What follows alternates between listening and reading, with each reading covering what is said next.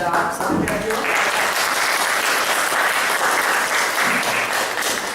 And Anne-Marie Charlin is here with me also from the homestead. So how many of you have been to the Nathan Hale homestead? Oh, good. Quite a good showing. Excellent. Excellent. Nathan Hale is our state hero, and we know him as the martyr spy, the first spy executed by the British. But he is remembered because of his famous last words, which are? I regret that I have but one life to give for my country. Or Excellent. Much better than the fifth graders we had today. Nice job. Nice job. So, we are celebrating 70 years as a museum. And this year, 2014, our benefactor who bought the property bought it in 1914, George Dudley Seymour. He collected houses that were related to Nathan Hale. He loved Nathan Hale. He was a historian from New Haven, a very wealthy patent attorney. And so I collect American stamps, and he collected houses, famous houses. So he bought the, oh, isn't it bad when you're coming late and the only seats are in the front? Got that one? We got you pulled. We got it all set? Great. Thank you so much and welcome. Nice to have you here. So Nathan was born in a very small house on the property, and he was one of 12 children. And the house was probably a sixth of this room, maybe, or less, maybe an eighth of this room, the size of the little house where Nathan was born. And 10 of the children are going to grow up, and there's going to be 8 sons and 2 daughters. And with 8 sons, you're going to be rich. Children in those days made you money. Richard Hale was a poor farmer with 100 acres and became the richest person in Coventry with 450 acres at his death. And I think it's because he had 8 sons. Okay? Today, children cost you money. In those days, they made you money. Yep. So, the homestead was built in 1776. And it was a large, grand, magnificent house in those days for inland Coventry that's not on a watercourse. We expected to see those houses in Boston or Philadelphia or places along the river, Wethersfield, Hartford. We don't expect to see a house that grand in farm country. But it's because of the wealth of the family.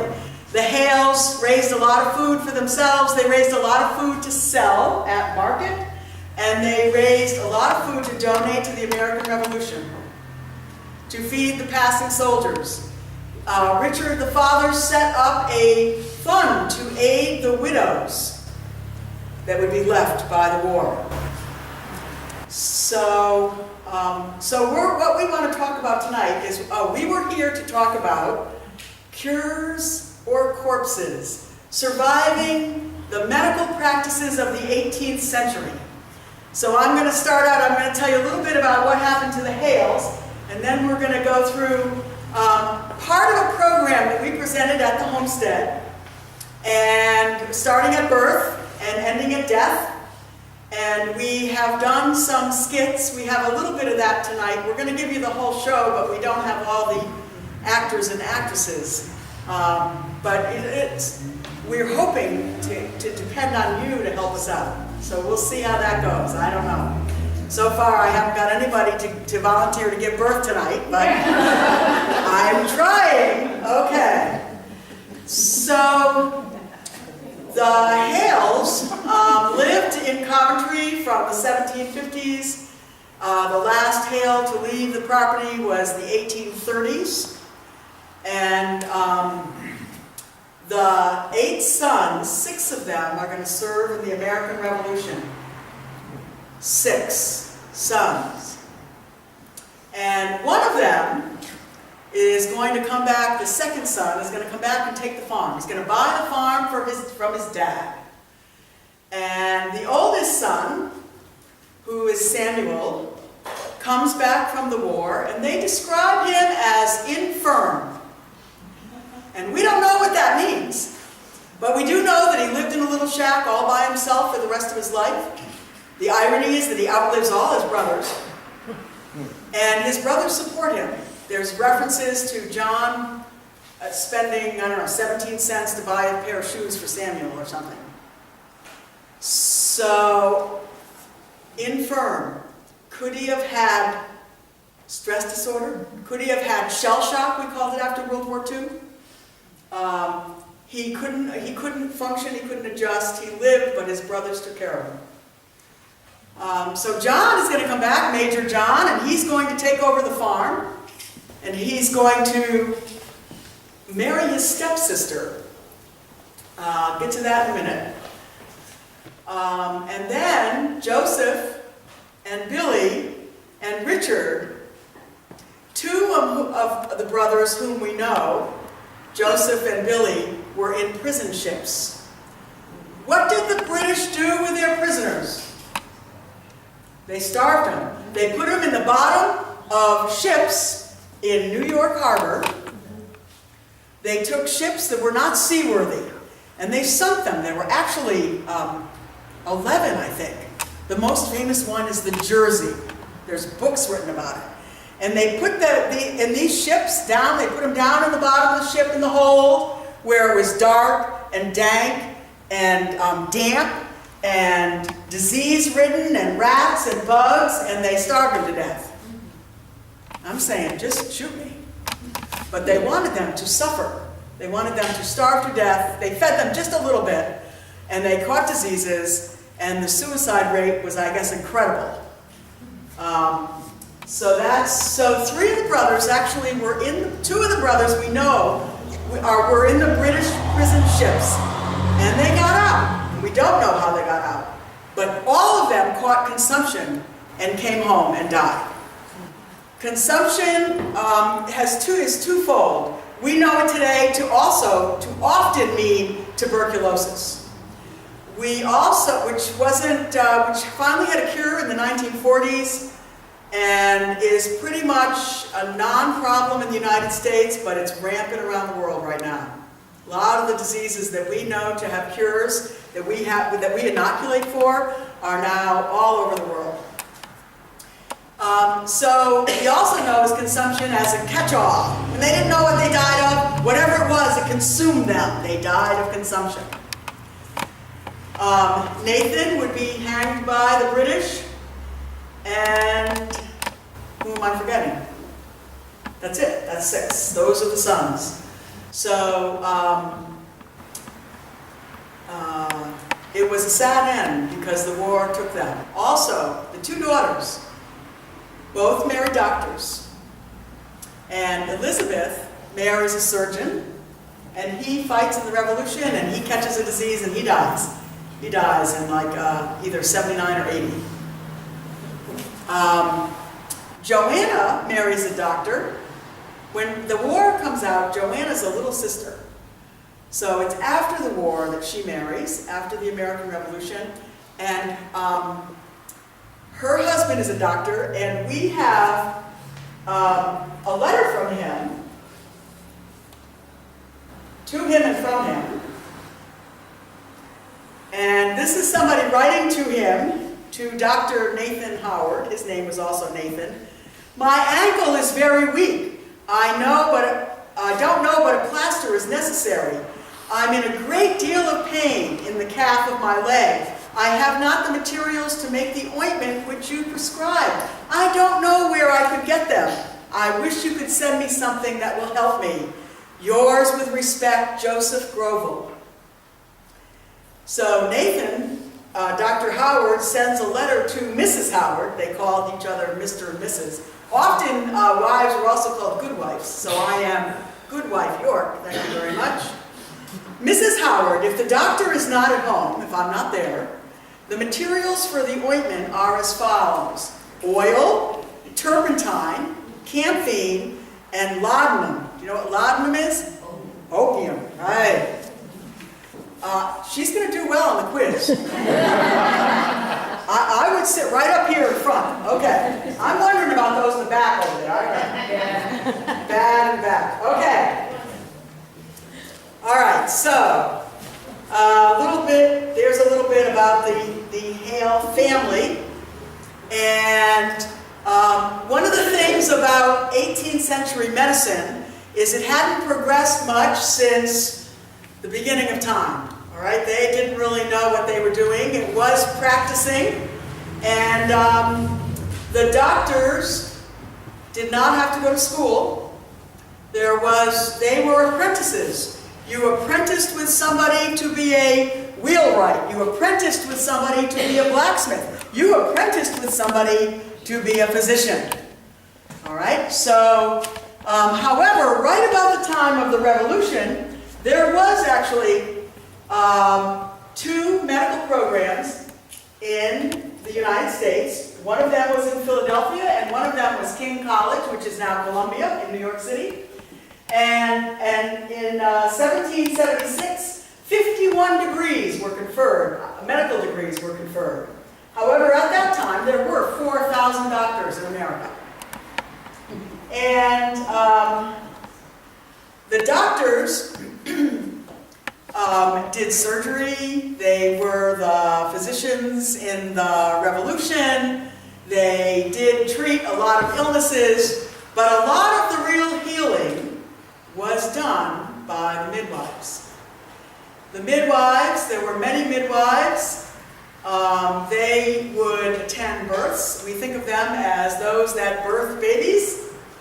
And, but also, they were general healers.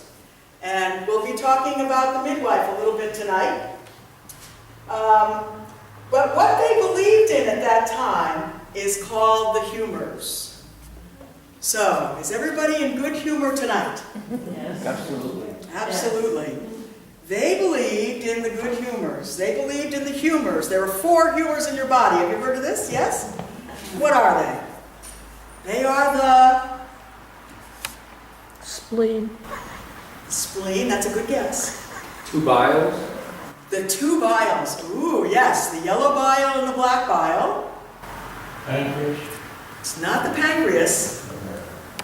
It's not, the biles are in the liver. One of them isn't it? It's the fluids, so it's also the blood and the phlegm. So if you are in good humor, your fluids are in balance. And if you are in bad humor, we've got a cure for you. We do. We think we can, well, maybe we can cure you. All right, so they believed in the humors. And this actually came from the medieval times. Things didn't change that much. So in the 1700s, they were still thinking about things and using things that had been several hundred years old. When they arrived in the Americas, they also learned a lot from the Native Americans. Kind of like which berries won't kill you and which kinds of things to use for some of their cures.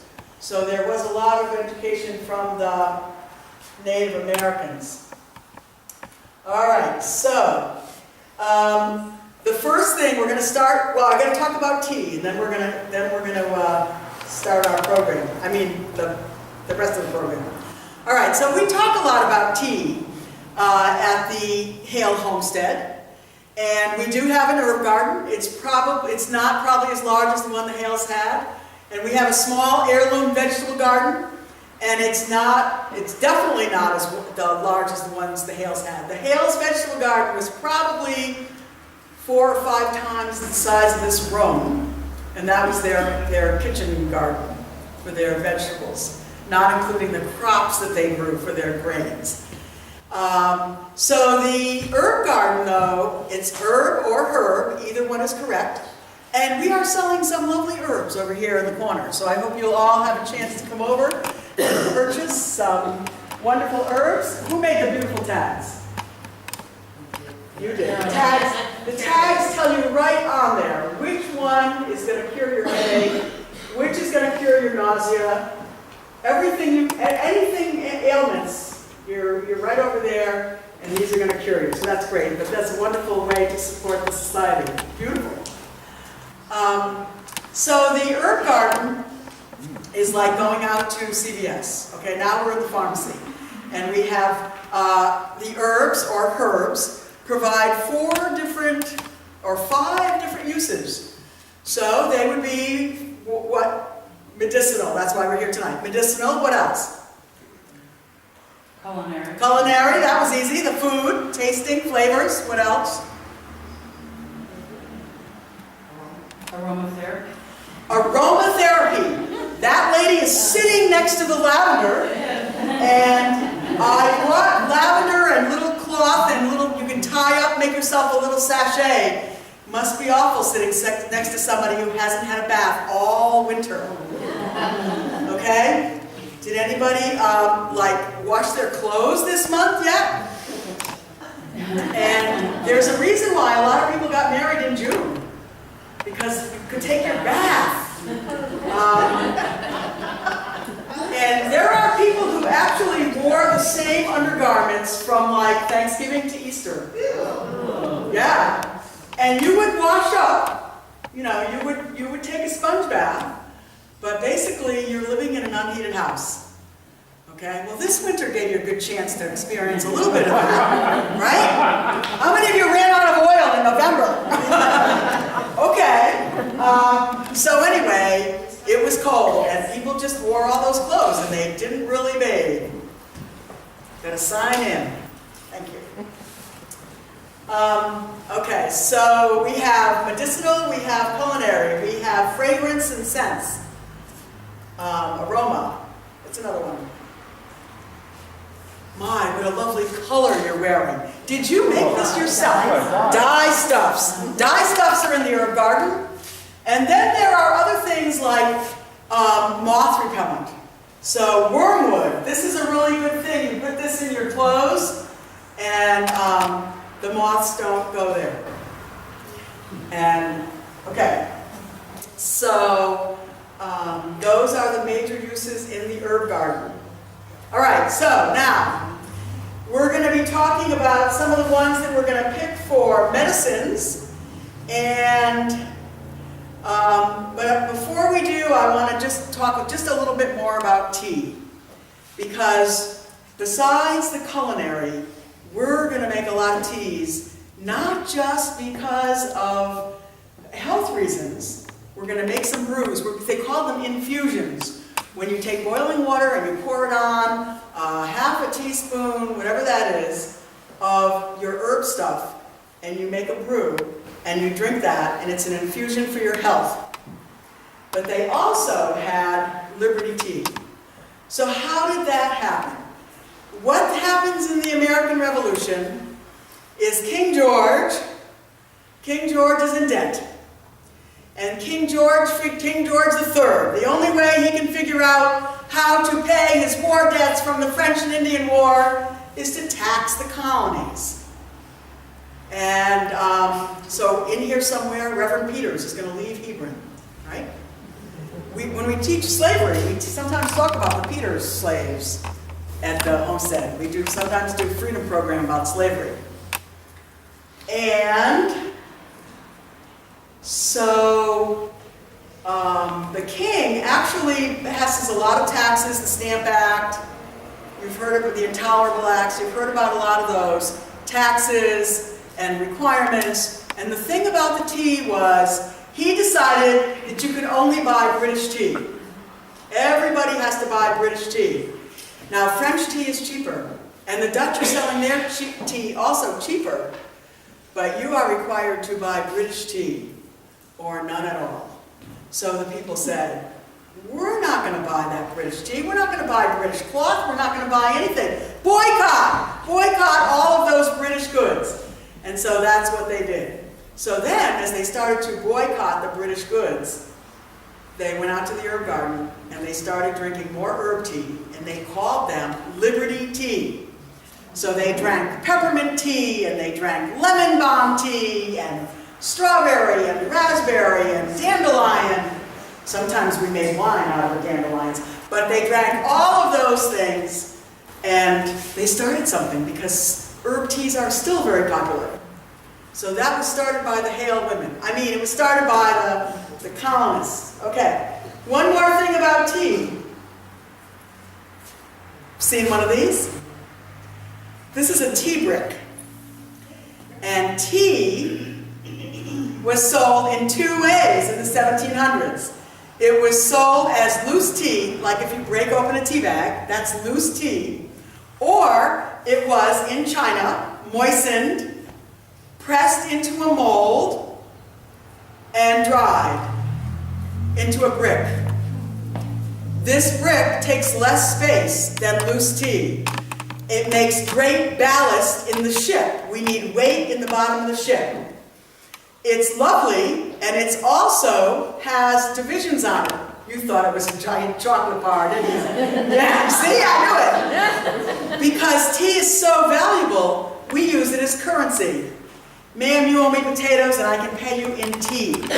All right, so this is a tea brick, and we'll pass that around. We have no idea if the Hales used a tea brick or not. There was some thought that because it was so long coming from China, as all tea was, that they might have been a lower quality tea. They were popularly used between the 1400s and 1700s, and about the time of the Revolution, tea bricks go out of fashion. It's because we're not buying any British tea. It's clear we're all drinking our herbs. They have lovely herbs in the back for sale. Did I mention that? Yeah, okay. All right, so now, any questions so far? Is that a real brick? That is a real brick of tea. It is, it's heavy. And if you wanted to make tea from that, you would take a little knife and scrape a little bit into your teapot of boiling water, and the leaves would open up, and you would have a lovely pot of tea. So at the homestead, if we serve British tea, it's only if we can smuggle it in, because we don't buy it from the king. Is that clear? Everybody, okay. Gotta hold on to that. All right. So next, it would be time now to do our birthing scene. So do I have somebody who would? Anybody want to be our mother in waiting? I'll do it. Whoa! All right. Yes. I have some reason for this. All right. This is the president of your society. Is that wonderful? Oh, I'm program chair. That's more important than the president of the society. How many of you have ever been program chair? That is the hardest job. All right, now, here you go. Yeah. I got my own. Okay, now, we're going to put it down here on the floor.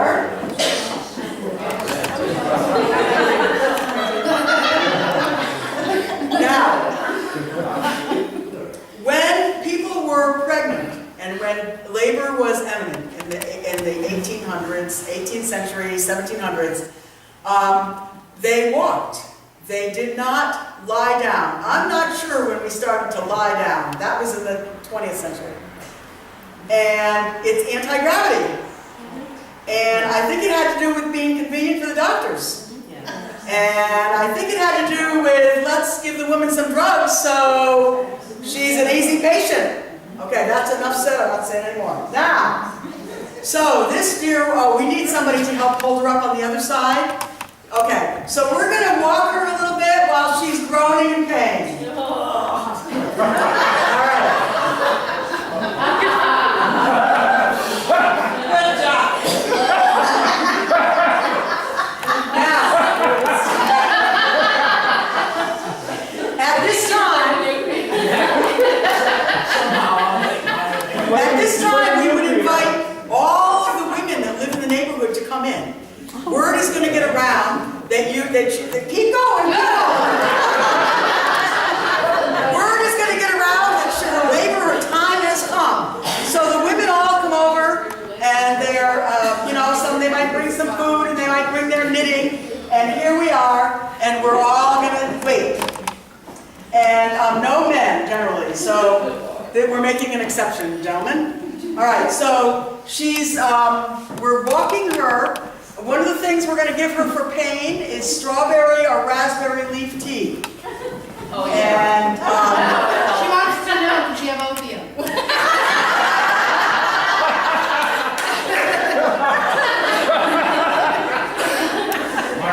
gotta keep getting you people must have great programs.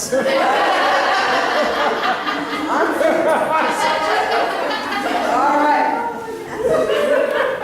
Now, another thing is that sometimes they would have like milk and soak the bread in milk if they thought she needed something to eat.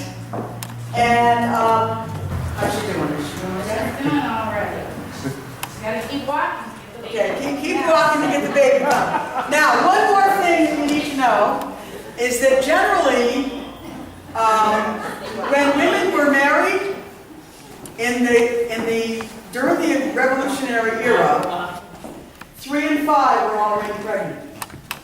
In the 16 and early 1700s, our Puritan New England forefathers were extremely strict. The Scarlet Letter, what about that? What about, hanging women for impropriety? By the time of the Revolution, promiscuity is sort of takes over a little bit. And it was acceptable to be a little pregnant when you got married, as long as you were getting married. If you did not get married, then there was a huge stigma. That was a huge stigma. That was bring out the shotgun and try to find the guy and the whole thing.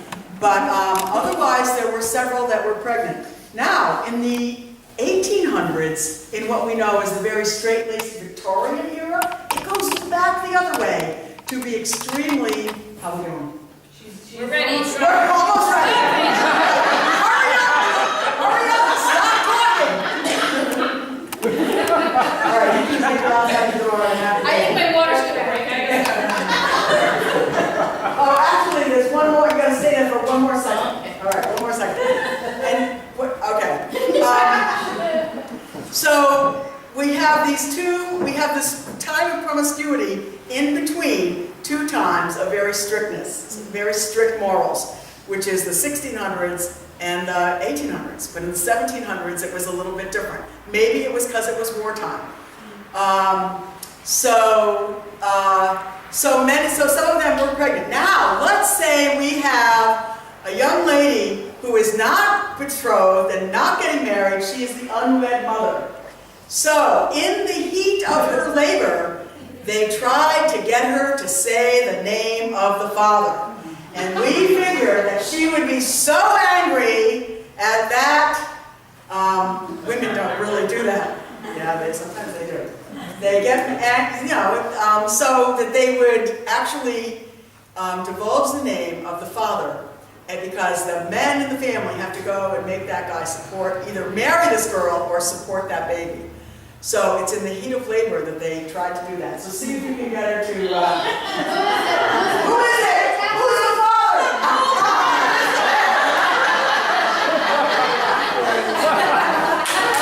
Thank you very much. She was great, right?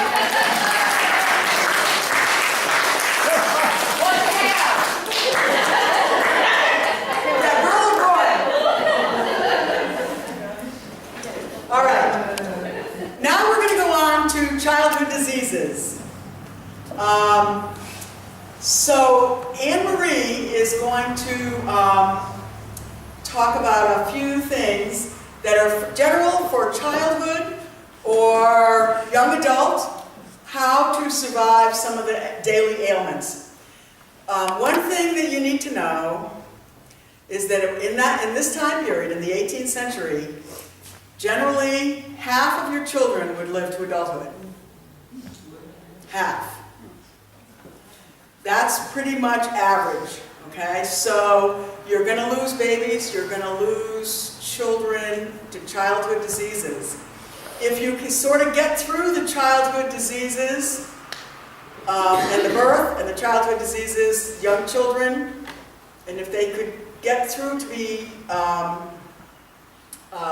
little bit older child, then your next risky time is young adults, because you're doing so many active things. You're where you can have accidents, and then of course military, which we'll get to.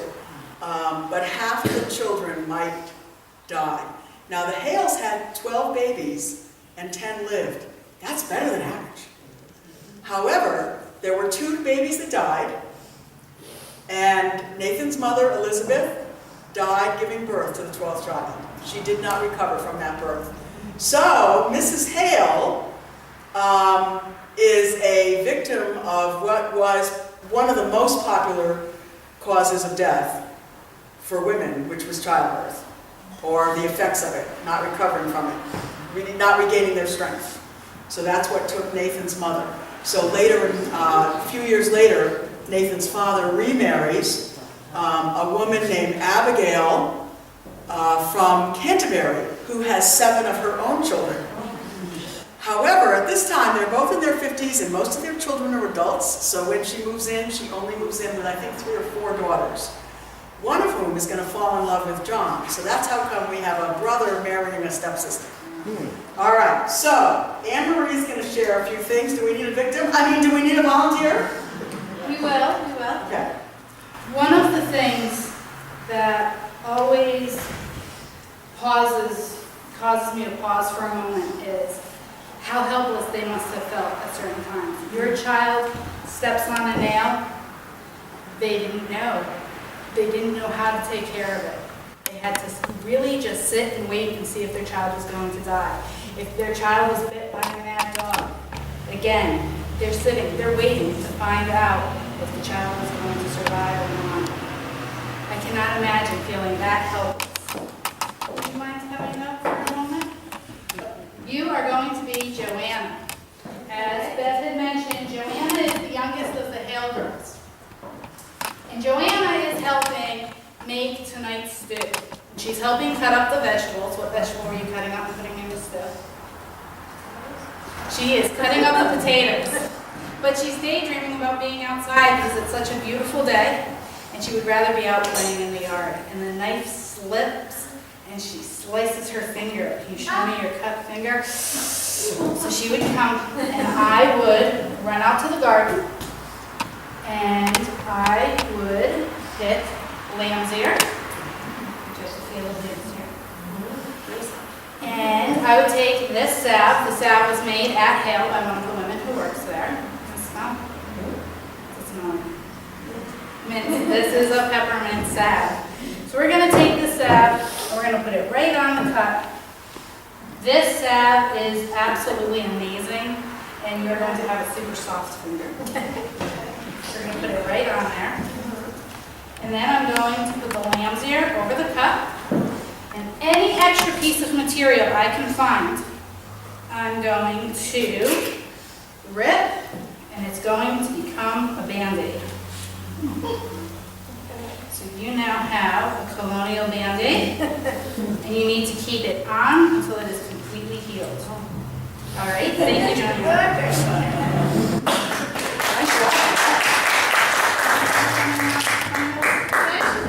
Absolutely. If it was winter, would they save some of these things and still use them for the same purpose, dry? They would dry the herbs. And they could put the lambs there. But then the lamb's ear wouldn't be as fresh, so. Yeah, I don't know what they did for lamb's ear. So, you come right up. You are going to be John Hale. He's the son you want to be because he's the one who takes over the farm in the end. And you're out in the barn, and you're bringing in the hay, and you're up in the hayloft, and you lean too far over, and you fall out and break your arm. Use this one. This one. So I am going to take his arm. First I'm going to feel and see if I really think it's broken or you're just whining a lot. So I'm going to take it. Remember, they don't have pain medication, so I'm going to take it and I'm going to snap it back into place. And then I'm going to take comfrey. I could make a poultice out of it, or I could really just wrap the entire arm in comfrey leaves. Comfrey is also used for dyeing this white or green. That's also what's going to be used. So I'm going to take it, I'm going to actually make a barrier between the comfrey.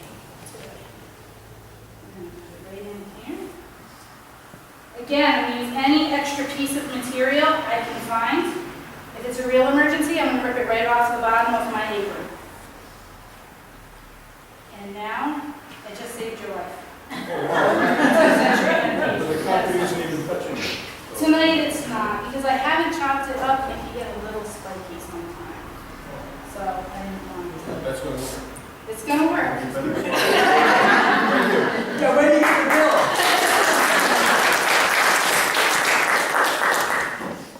You're not looking that great tonight.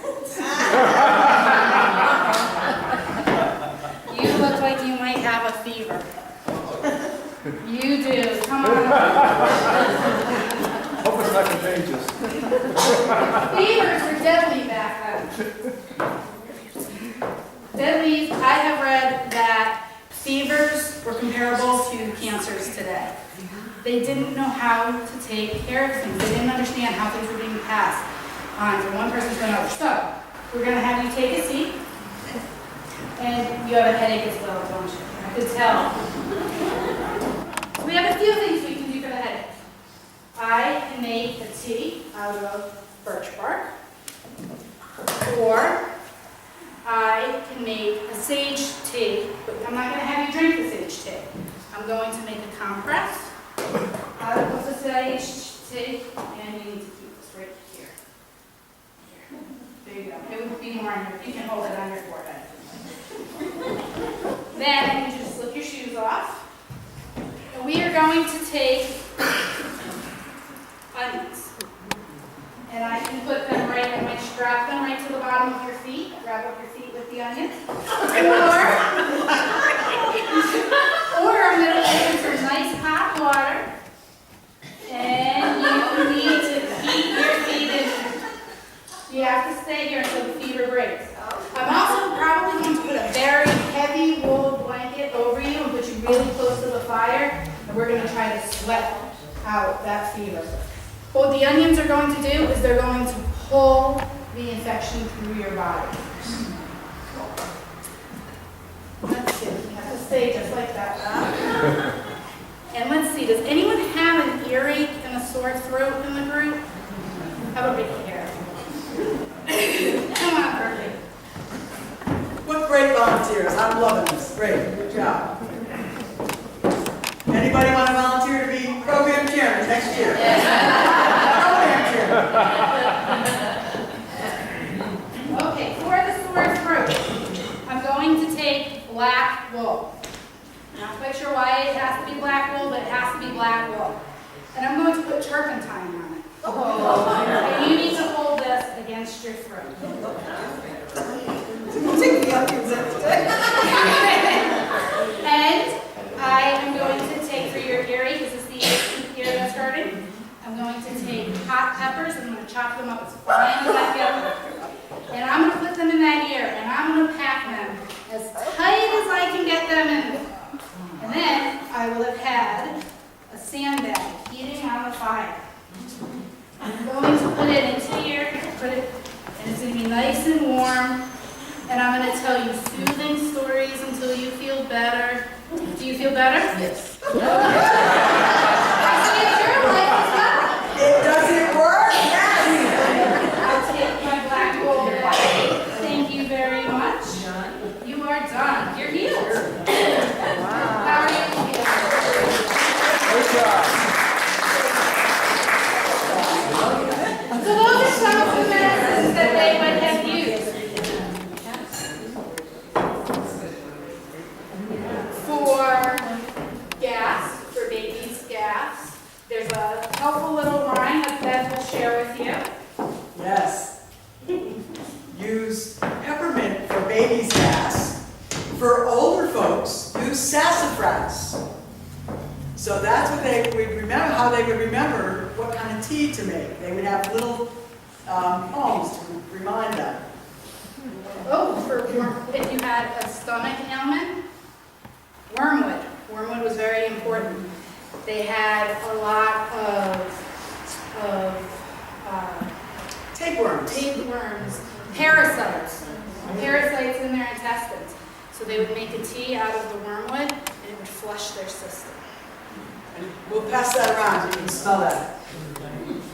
You're going to be really sick, you're going to have a terrible stomach ache, or you're not going to want to drink this tea, because that's wormwood. Here we have onions here. And we can pass this salve around too. This is lard and peppermint, and it is the best hand cream. You spend a lot of money on body creams and hand creams. This is perfect.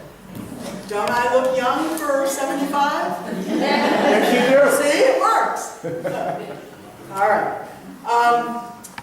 Onions are a cure-all. Today we know onions and garlic have great powers, and they did then, but they didn't have garlic in early America, but they did have onions. And they were used also for all kinds of congestions. You're congested, so you have headache, you are stuffed up, you have a bad cold, sore throat. What do onions make you do? Cry. Would that help loosen it all up? It does make a lot of sense. And putting your feet in the onions is a stretch, but that's what it is in some of the books. These are some of the cookbooks, the American Frugal Housewife and the Pecumtuck Housewife, and both of these cookbooks have food recipes, recipes for dyeing, recipes for herbal medicine, and some moral suggestions. So we'll come back another night with moral suggestions. Okay. I want to tell you a little bit about the military, what they did. We did not bring a soldier with us tonight, but I want to talk to you a little bit about military medicine in the military, and then we're going to end up with our funeral. But so far they're all still alive. It's good. Okay.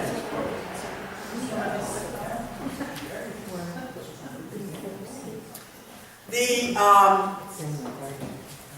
fact is pretty well known that more people died in the American Revolution and in many other wars of disease and wounds that don't heal than were ever killed in combat. And that's changed now. But this is true of the Civil War and definitely the American Revolution. So in the American Revolution, 25,000 soldiers died. And 6,000 die in battle. 10,000 die of wounds that won't heal. So they didn't have any kind of antiseptic or any kind of anesthesia. And so if you got wounded, if that wound gets an infection, you're going to die from that.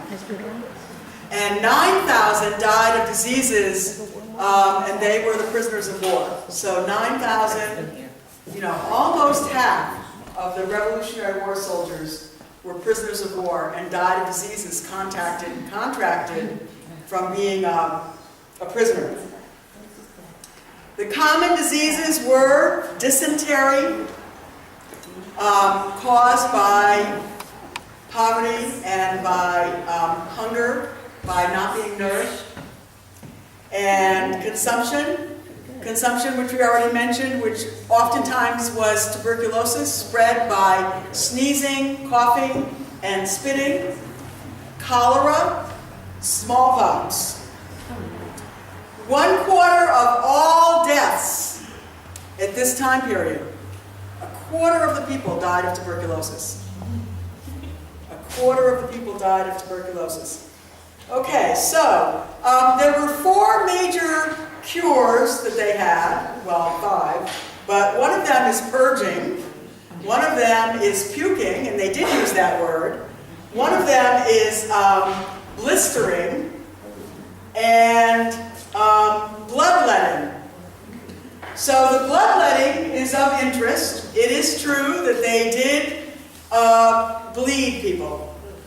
And they thought that if your blood had a disease, that if we could take out the bad blood, again, we've got the bad human blood. We've got to take out the bad blood and you'll be better. Of course, people died. they didn't, think about it, they were from blood loss, bleeding to death. They thought that they were just going to die anyway. So, what's this? To receive the blood. We're going to use it for bloodletting, but that's not its original use. What is this? Gentlemen, Oh, spittoon. this is your shaving.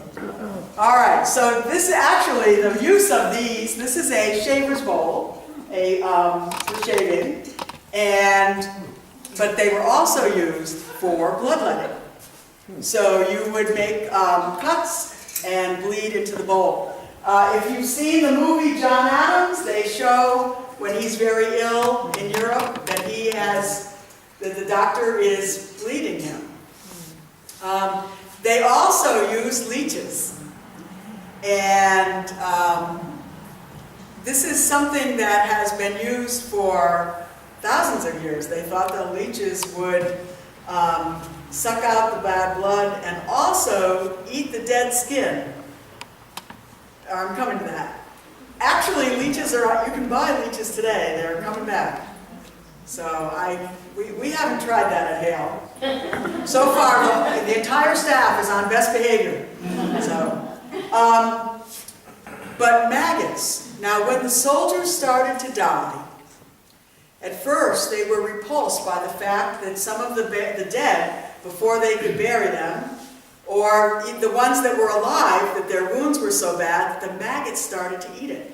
And then, during the American Revolution, they realized that what the maggots are actually eating is the dirty, filthy, dead stuff.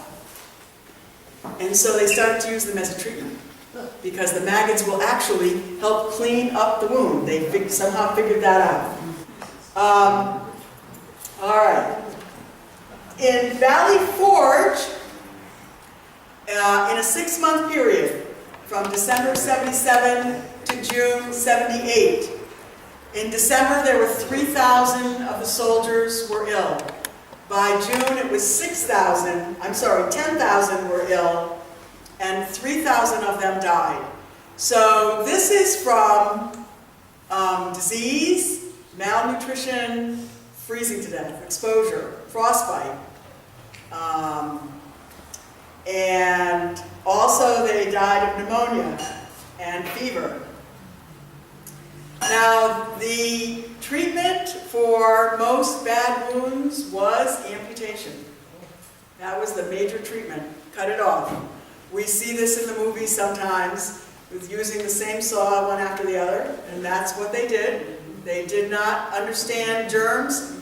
Germs are going to be in right after the Civil War, another 100 years, before they start to think about germs. Now, there were some midwives that kept and some doctors that kept things cleaner than others.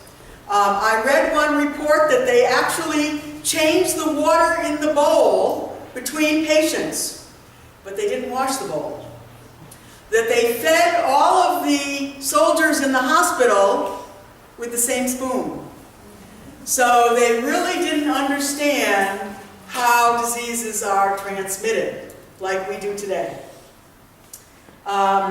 Now, an amputation, and so they would be cutting off arms and legs, and the surgeon would just, it's a hack saw, it's a hack job. But for the ordinary enlisted men, they would just get it cut off. Now the officers, if the officers had to have an amputation, they had a little more vanity and a little more pull with the surgeon.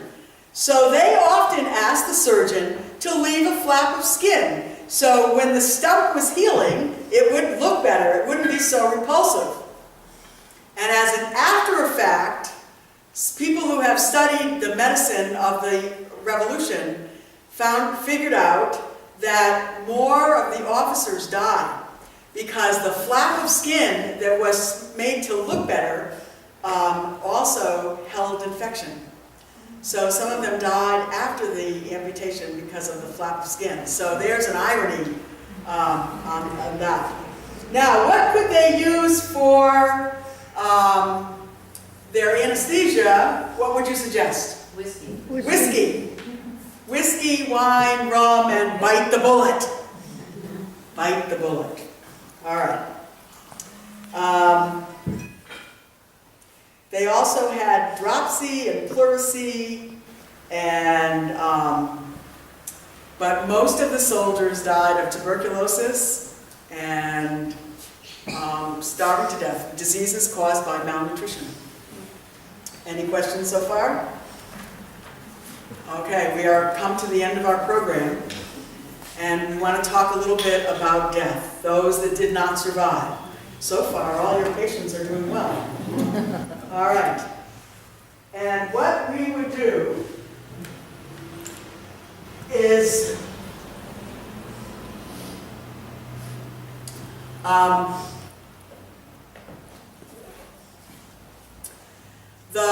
the body of our deceased would be laid out in the parlor. And the parlor, funeral parlor, we still use that word. The parlor is the good room. It's the room for company. And so the dead person would be laid out in the parlor in their coffin. The midwife would come and would wash the body and would use white cloth to wrap the body. So, I mean, the Egyptians were doing it, and thousands of years later, we're still wrapping the body in white cloth, or perhaps in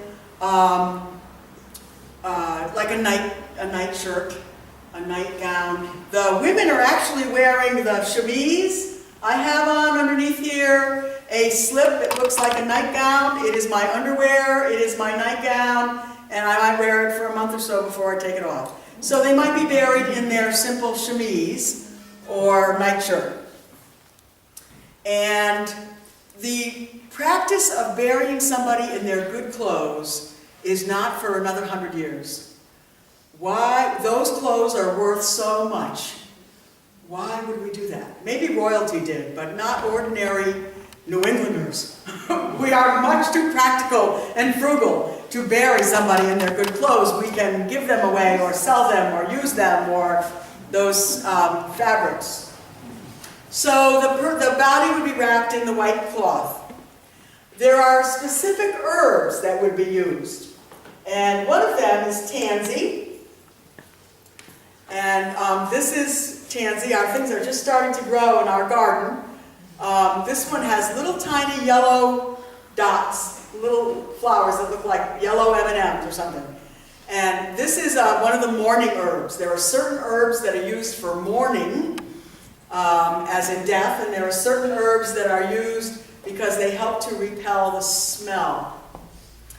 Now, when we have our body laid out, we're also going to take cloth, pieces of cloth, and we're going to cover all the pictures in the wall. All of the pictures on the wall, the clock we're going to cover. We're just going to cover up all these things with cloth so that the main focus is on the dead person. So everything else is not important. It's just the deceased that's the most important focus. And now we're going to have a wake. And the wake is that we're going to wait and see if they wake up. So today we understand what it is to be unconscious. Okay? We understand vital signs, right? What are they? There's the blood pressure and the heartbeat and pulse. We probably have nurses here. Did we think about that? Pressure. We have nurses in the audience and midwives. Any doctors? Okay. So, but today we understand all the vital signs. They can even tell if your brain has activity. Anybody in here know if you have brain activity? Okay.